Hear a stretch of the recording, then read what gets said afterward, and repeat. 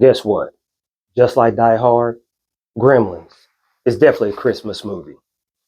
This is John Reed, CEO, team leader, and realtor with KW Metro South, and I'm here to tell you you have enough. I'm here to tell you that the path to the business and the life that you want to live is most definitely through your people. And there are two things that come to mind, and I'm going to get to my meat and potatoes of this discussion here. But there are two things that comes to mind as on the leadership side that I see with a lot of agents. One being, if I ask them, "Are you relational or are you transactional?" Guess what they're going to say? Yeah, you got it. They're going to all say that they're relational. And when I'm looking at it from the outside in, their actions tell me otherwise. Their actions tell me that I only care about you, only speak to you when you're paying me. The other one that I find or that I hear a lot of times is, "I just don't know who I'm going to call." I don't know why I did that voice because I don't want to bash anybody, but I hear that a ton. So guess what? You should be here. Our past couple team meetings, really throughout the quarter, we've been digging a lot into the database, and we've been giving out a lot of information that's going to be impactful for a lot of people going forward. And I don't want to hold it from you. Really want to share it. So I'm going to break down our last couple team meetings. And yes, I do have notes because my goal is to stay on track and not ramble because I tend to ramble, which I am doing now.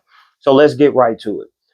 So one of our first team meetings that we had at the quarter, we broke down your five key groups of people, the real estate edition. And I'm going to give you the dialogue and the verbiage that I use throughout this. So my eyes are probably not going to always be focused on the camera. I'm going to try hard because I'm working to get better. So we started off with number one. And guess what number one is? Number one is you. And we said that everything flows from who you are and how you show up. If your mindset is whack, your systems and your follow-up plan is super inconsistent, guess what your business or your results are going to be? You got it. They're going to be inconsistent. So the question that I asked the agents during the office meeting was, am I treating or are you treating your database like your most valuable asset? Are you running your real estate business like a business? Because guess what? It actually really is. It's not a hustle. It's a real business. And are you nurturing your people after the sale, or are you just on a hunt? You're on a chase. You're on a hunt for new people. Guess what? That creates burnout, by the way. Number two, your personal support system. These are the people who keep you grounded. So these people could be your family, your friends, your inner circle. It could be your spouse. I guess you consider your family too, but it could also be neighbors and whoever else. You're really close people, but these are the people who keep you grounded. Sometimes these could be the people who kind of give you your why as to why you're doing the business. Number three. Number three is your mentors. These are your guys and your teachers. These are the people inside and outside of real estate, but just think of these people as the people who help you grow. Number three.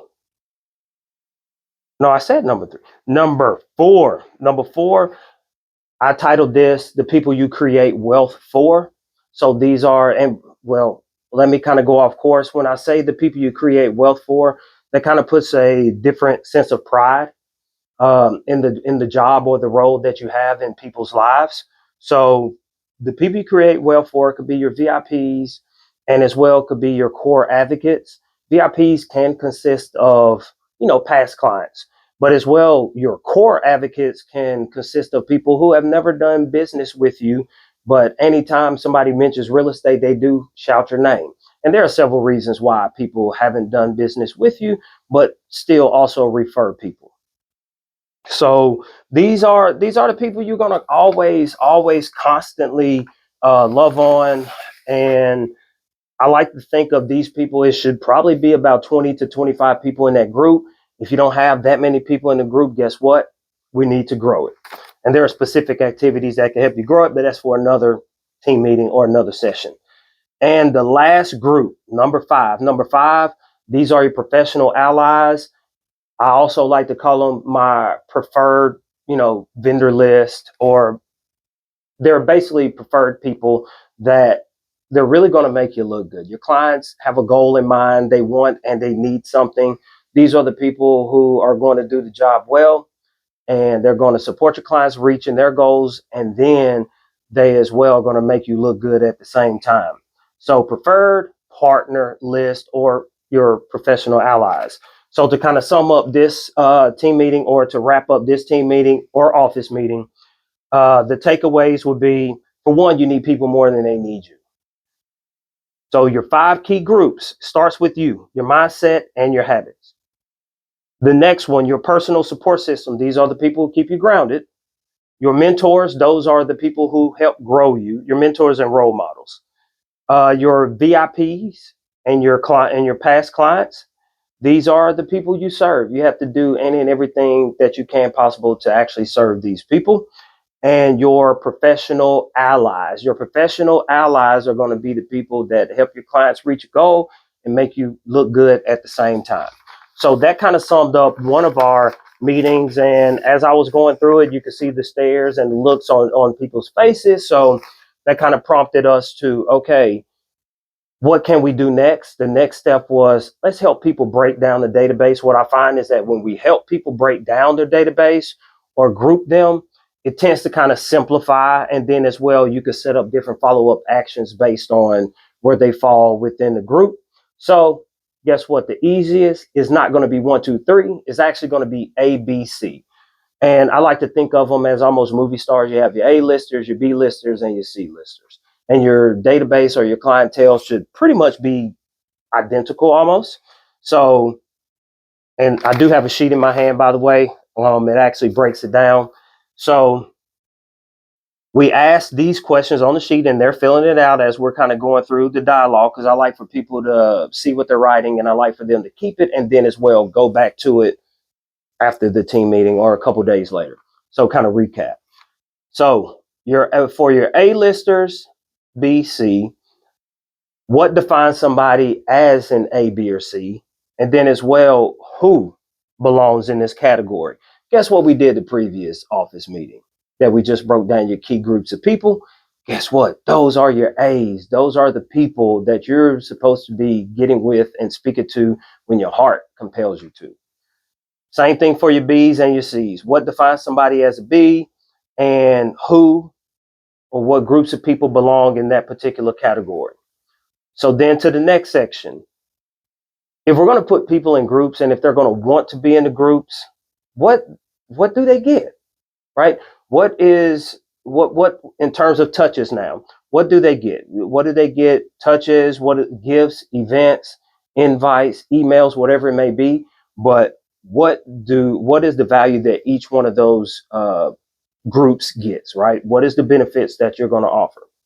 Now, we also need to think of what would make a C and a B want to be an A, and what would make a C want to be a B, right? So what do you have, or what do you offer that would motivate somebody to actually move up into the next group?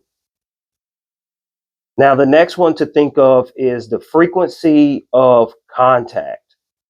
And when I say frequency of contact in these terms, it's going to be the voice to voice, because that is going to be the most powerful. Whether or not they answer the phone or text back, they see you and they hear you, because guess what? Your name's going to pop up on their phone, and then as well, you're going to leave a voicemail. So they're going to see you and they're going to hear you. Who cares if they respond or not, as long as you're doing your job.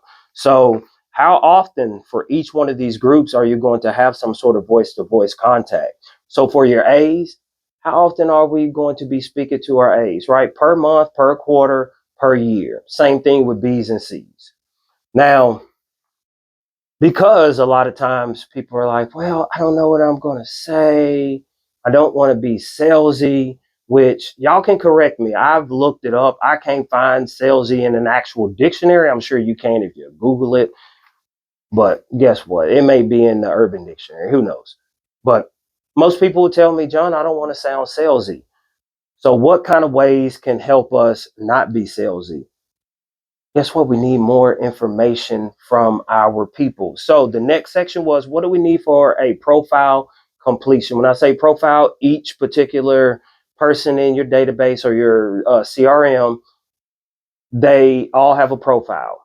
The basic stuff that most of us have would be your name, your email address, your phone number, or your regular address as well. But there's a little bit more to that helps us not be salesy. So we brainstormed around what other items or what other pieces of information do we need so that we're not salesy. So it could be if they have a dream type of home, right? Or a neighborhood that they eventually would love to get into. That'd be great information to have because, quarterly I may be seeing information about different events or things like that that are going on in that particular community or neighborhood or area. And if something pops up on the market, I may want to send it over to them. So, dream home, dream neighborhood, kind of out in the future type of situations or scenarios as well. I would love to know what's their favorite team, right? I'm a Cowboy fan. Cowboys win, I get phone calls or texts. When they lose, same thing. But I would love to know what are their favorite teams, what are their favorite colors, what are their kids' names, which we should already have that if we worked with them in the past. But if we haven't and we still want to nurture them, what are the kids' names? Do you love pets? What type of pets do you have? Um, Obviously birthdays, anniversaries, favorite snacks, favorite holidays, but all of the different things that make us who we are. That's the information that we need. And when you feel compelled, you have easy reason to call. Their favorite team wins. Tell them, hey, that's awesome. If they love dogs and there's a great dog event going on, guess what? You should call them and invite them to that dog event. Or if they like wine, and there's a wind down Wednesday going on somewhere. Probably shouldn't use Wednesday because that's a huge church day here. But wind down Tuesdays or Thirsty Thursday. That's it, Thirsty Thursday, and you want to invite them out to that. If we had that information, you could send that over to them and send them an invite. That's an incredible touch. It's an easy touch. It's not a salesy touch, but it lets them know that you thought about them.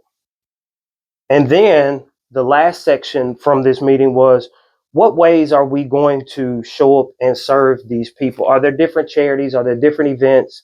Are there different things that our people, our clients, or our database is super passionate in that we can help the efforts out in as well too?